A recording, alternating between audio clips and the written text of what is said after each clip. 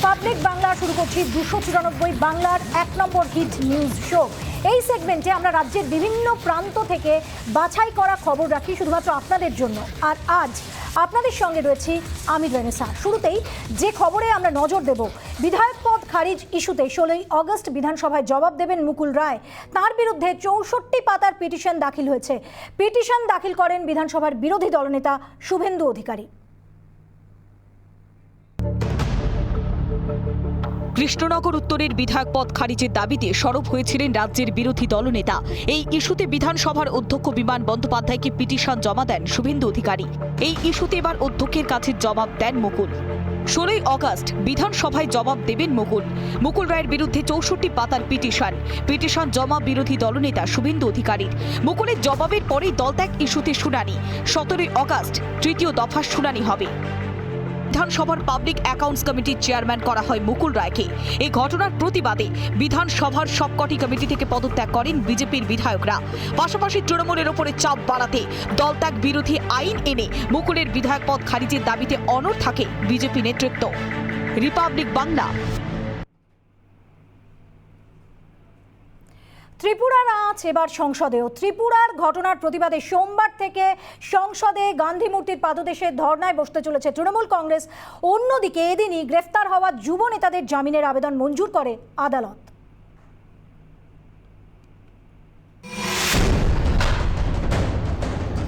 ওরা এইভাবে বিভৎস আক্রমণ করে গাড়িটাকে ড্রাইভার অনেক কষ্টে বাঁচিয়েছে।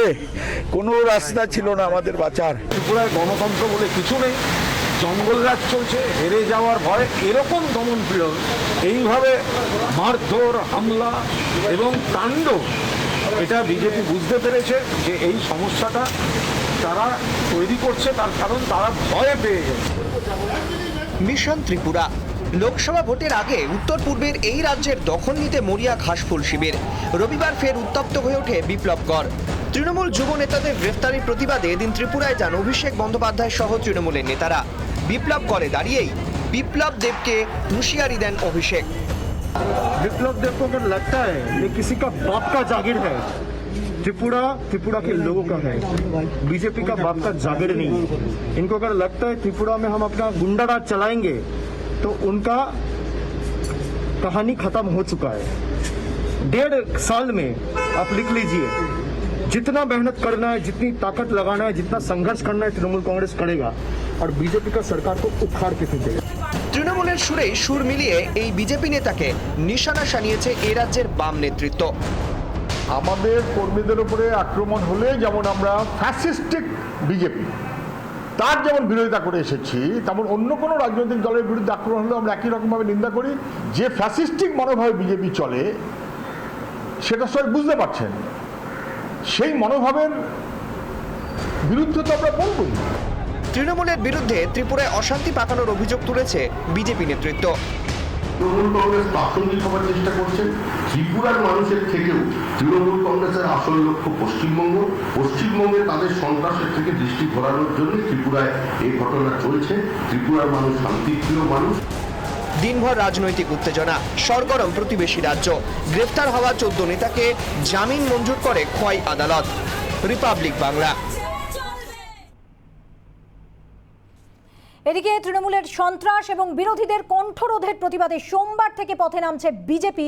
প্রতিবাদ কর্মসূচি চলবে 16ই আগস্ট পর্যন্ত। রবিবার সাংবাদিক বৈঠকে জানালেন বিজেপি নেতা শ্রমিক ভট্টাচার্য। ভুয়ো ভ্যাকসিন কাণ্ডের প্রতিবাদে পথে নেমেছিল বিজেপি। এবার ফের শাসক দলের সন্ত্রাসের অভিযোগ তুলে আন্দোলনে নামতে চলেছে গেরুয়া শিবির। সোমবার থেকে শুরু হওয়া আন্দোলন চলবে 16ই আগস্ট পর্যন্ত। রবিবার সাংবাদিক বৈঠকে জানালেন বিজেপি নেতা শ্রমিক ভট্টাচার্য। আগামী 9 তারিখ থেকে 16 তারিখ পর্যন্ত আমরা পশ্চিমবঙ্গের সর্বস্তরে, কুচবিহার থেকে গান্ধী পর্যন্ত, পাহাড় থেকে সাগর পর্যন্ত সর্বস্তরে তৃণমূল বিরোধী একটি আন্দোলনের ডাক দিয়েছে পশ্চিমবঙ্গ বাঁচাও কর্মসূচি। 9ই আগস্ট জেলায় জেলায় যুব মোর্চার মশাল মিছিল। 10ই আগস্ট মূর্তি পরিষ্কার কর্মসূচি। 11ই আগস্ট নিহত বিজেপি কর্মীদের বাড়ি যাওয়া হবে। 12ই আগস্ট মহিলা মোর্চার আইন অমান্য কর্মসূচি। 13ই আগস্ট ফুটবল ও কাবাডি প্রতিযোগিতা। 14ই আগস্ট দেশভাগ নিয়ে কলকাতা, শিলিগুড়ি, দুর্গাপুর, মালদা, কাঁথি ও কৃষ্ণনগরে আলোচনা সভা। 15ই আগস্ট বিশিষ্টজনেদের নিয়ে স্বাধীনতা দিবস উদযাপন। 16ই আগস্ট রাজ্যের সব জেলা কেন্দ্রে বিক্ষোভ কর্মসূচি। নিজেদের কর্মসূচির বাইরে তৃণমূলের দিকেও সতর্ক নজর রয়েছে রাজ্য বিজেপি নেতৃত্বের। সায়ন্তন বসুর বক্তব্য, ত্রিপুরায় অভিষেক বন্দ্যোপাধ্যায়ের গাড়ি ভাঙচুরের ঘটনা খবর হলে দিলীপ ঘোষের ওপর হামলার ছবিও দেখানো উচিত। গাড়ি না ভাঙাটাই খবর হয়, বাংলা খবর হয় না। ওখানে কিছুই ঘটেনি।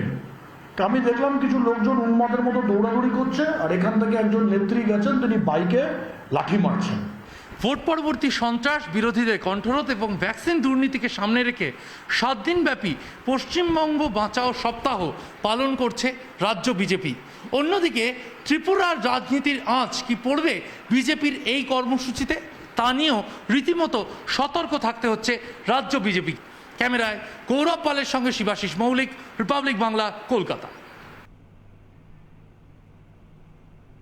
এগরার হরিচক গ্রামে মৃত বিজেপি কর্মীর বাড়িতে গেলেন শুভেন্দু অধিকারী। দলের তরফে 5 লক্ষ টাকার চেক তুলে দেন তিনি। বিজেপি কর্মীর মৃত্যুতে সিবিআই তদন্তের দাবি করেছে তার পরিবার।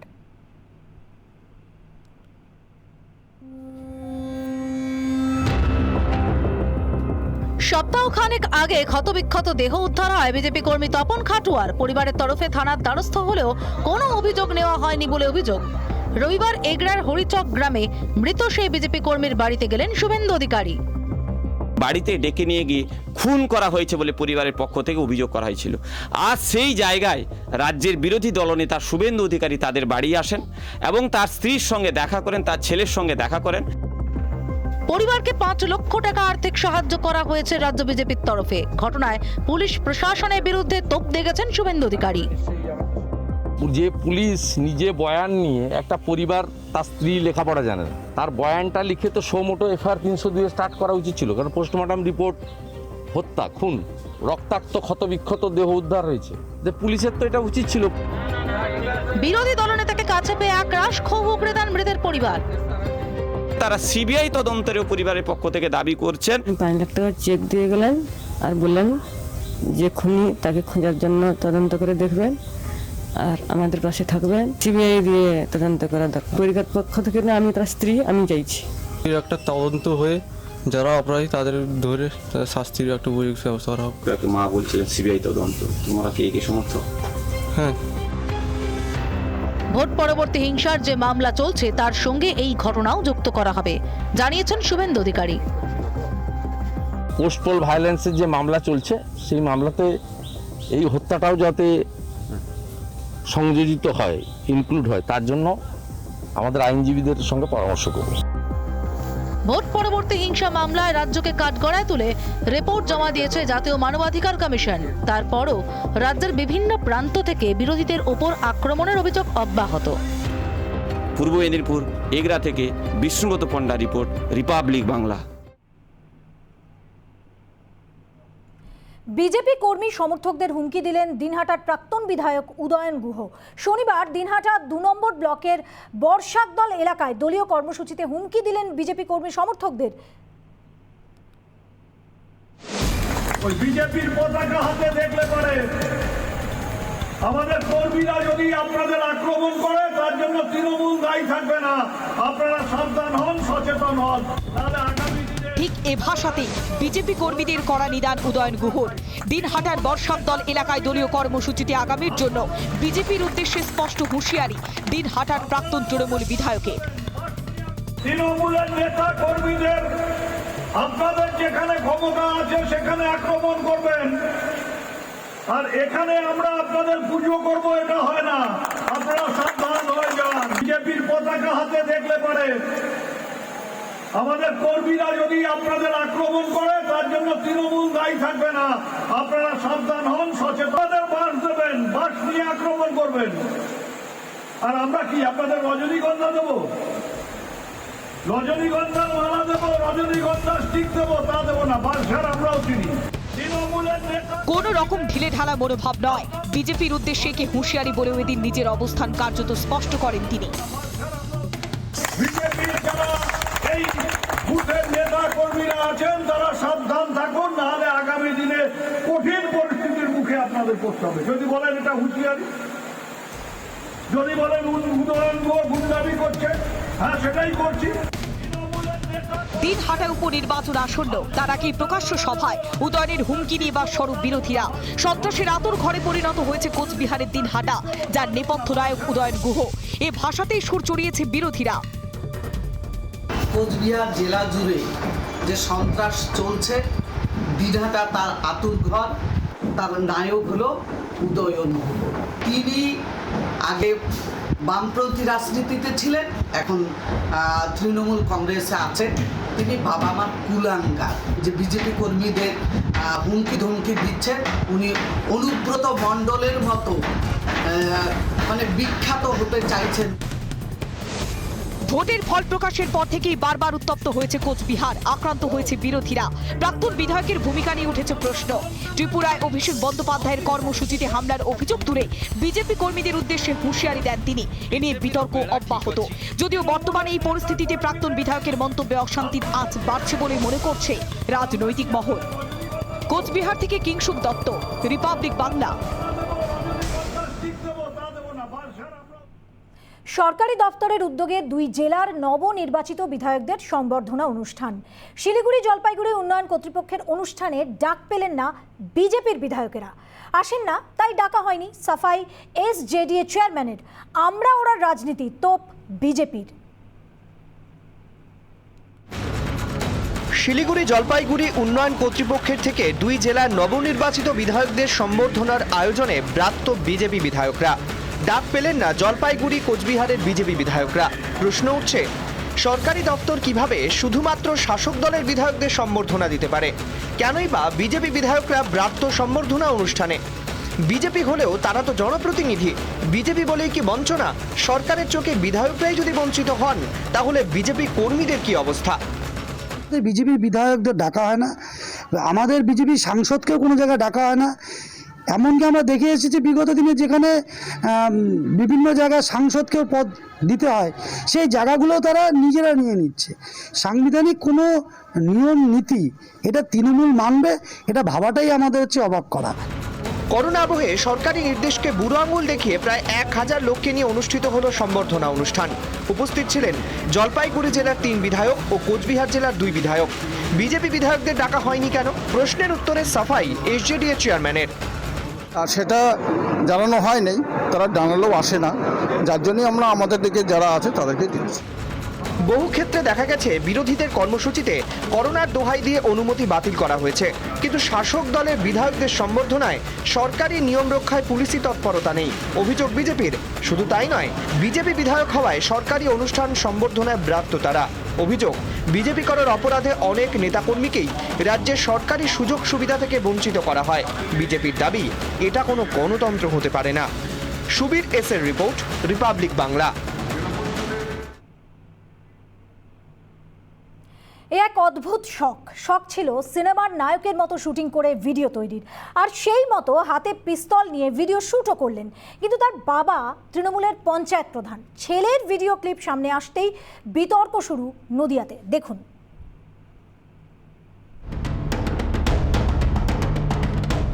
নদিয়ার দেবগ্রামের পঞ্চায়েত প্রধান মহিউদ্দিন শেখ, ছেলে শাহিদুল শেখ নদিয়ার পলাশী কলেজের প্রথম বর্ষের ছাত্র। কিছু বন্ধুকে সঙ্গে নিয়ে বেথুয়া ডহরি টোল প্লাজার সামনে মোবাইলে একটি ভিডিও শুট করছিল শাহিদুল। 2 দিন আগে সেই ভিডিও সোশ্যাল মিডিয়ায় পোস্ট করেছিল সে। তা নিয়ে শুরু রাজনৈতিক চাপানোতর। ভিডিওটিতে দেখতে পাওয়া যায় প্রধানের ছেলে হাতে পিস্তল নিয়ে তার বন্ধুদের সঙ্গে ফিল্মি কায়দায় হাঁটছে। বিরোধী রাজনৈতিক নেতাদের অভিযোগ, মানুষকে ভীত সন্ত্রস্ত করতে হাতে আগ্নেয়াস্ত্র নিয়ে এই ভিডিও শুট করে পাবলিশ করা হয়েছে। দেখতে পেয়েছি এই ধরনের অল্প বয়সী ছেলে যারা নাকি কলেজ পড়ুয়া, যারা কলেজে পড়ছে, সদ্য কৈশোরে পা দিয়েছে, 18-19 বছর বয়স, তাদের হাতে এই সমস্ত মারণাস্ত্র আগ্নেয়াস্ত্র কোথা থেকে আসছে, এটা আমাদের কাছে প্রশ্ন ছিল। তাহলে কি কোথাও না কোথাও তৃণমূলের যারা নেতৃত্ব রয়েছে তারা কি কোথাও সন্ত্রাসবাদীর সঙ্গে যুক্ত আছে? যদিও বিরোধীদের এই অভিযোগ অস্বীকার করেছে প্রধান ও তার ছেলে। তাদের দাবি, নিছকে আড্ডার ছলে নকল পিস্তল নিয়ে ওই ভিডিও তৈরি করা হয়েছে। খেলার একটা সেই বিলি ধরানোর কিসের একটা লাইট, সেটা করেছে ওরা হাইলাইট করে কিছু লোক, তারা আমরা তো পার্টির লোক, তার জন্য সে উল্টো পাল্টা মানুষ বলছে।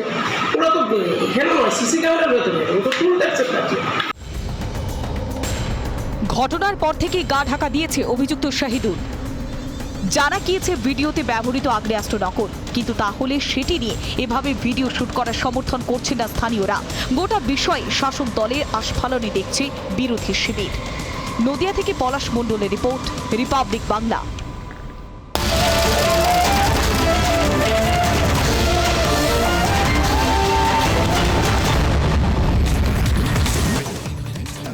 প্রত্যাশা মতোই বিধানসভা উপনির্বাচনে ভবানীপুর কেন্দ্র থেকে লড়াই করবেন মুখ্যমন্ত্রী মমতা বন্দ্যোপাধ্যায়। কৃষিমন্ত্রী শোভনদেব চট্টোপাধ্যায়ের ছেড়ে দেওয়া আসনে প্রার্থী হচ্ছেন তিনি। দলনেত্রীকে জেতাতে মরিয়া শাসক দলের নয়া স্লোগান, উন্নয়ন ঘরে ঘরে, ঘরের মেয়ে ভবানীপুরে। বিধানসভা নির্বাচনে দল জিতলেও অ্যাওয়ে ম্যাচে জয় আসেনি ব্যক্তিগত লড়াইয়ে, তাই ফের ঘরের মাঠেই বেছে নিয়েছেন মমতা বন্দ্যোপাধ্যায়। মুখ্যমন্ত্রীর কোর্সে ধরে রাখতে হলে 6 মাসের মধ্যে তাকে বিধানসভায় নির্বাচিত হতেই হবে। বিরোধী দলনেতা শুভেন্দু অধিকারীর কাছে পরাজয় মেনে নিতে পারেননি। ফলাফল নিয়ে সন্দেহ প্রকাশ করে আপাতত তৃণমূল কংগ্রেস তথা নেত্রীর পাখির চোখ ভবানীপুর, কারণ জেতা ছাড়া উপায় নেই। উপনির্বাচনে নির্ঘণ্ট প্রকাশ না হলেও প্রচার শুরু করেছে তৃণমূল, তাই শাসক দলের নতুন স্লোগান, উন্নয়ন ঘরে ঘরে, ঘরের মেয়ে ভবানীপুরে। তৃণমূলের উন্নয়নের স্লোগানকে কটাক্ষ করে উপনির্বাচন নিয়েই সংশয় প্রকাশ করেছেন বিজেপি নেতা সায়ন্তন বসু। ভবানীপুরে কবে মেঘ আসবে আর কবে জল হবে সেই কথা ভেবে এখন থেকে যদি লাফালাফি করেন করতে পারেন, কিন্তু আমাদের সন্দেহ হচ্ছে নির্বাচন হবে কিনা। বাংলার নিজের মেয়েকে হতাশ করেছে রাজ্য রাজনীতির অন্যতম ভরকেন্দ্র নন্দীগ্রাম। ঘরের মেয়েকে কি বিধানসভায় পৌঁছে দেবে ভবানীপুর? শাসক দল আত্মবিশ্বাসী, কারণ এই কেন্দ্রেই বিধায়ক ছিলেন মমতা বন্দ্যোপাধ্যায়। হিসেব কষেই বর্ষিয়ান শোভনদেব চট্টোপাধ্যায়কে নির্বাচনের পরেই পদত্যাগ করানো হয়েছে। মন্ত্রী থাকতে হলে তাঁকেও জিতে আসতে হবে উপনির্বাচনে। ভবানীপুরেই উপনির্বাচনে শাসকের প্রেস্টিজ ফাইট। নতুন স্লোগানে ভর করেই চেনা পিচে বাংলার মুখ্যমন্ত্রীকে ভোট বৈতরণী পার করাতে মরিয়া তৃণমূল। পাল্টা কোমর বাঁধছে বিজেপিও। ভবানীপুরে মমতা বন্দ্যোপাধ্যায়কে হারাতে পারলে বাড়তি অক্সিজেন পাবে গেরুয়া শিবির। রিপাবলিক বাংলা।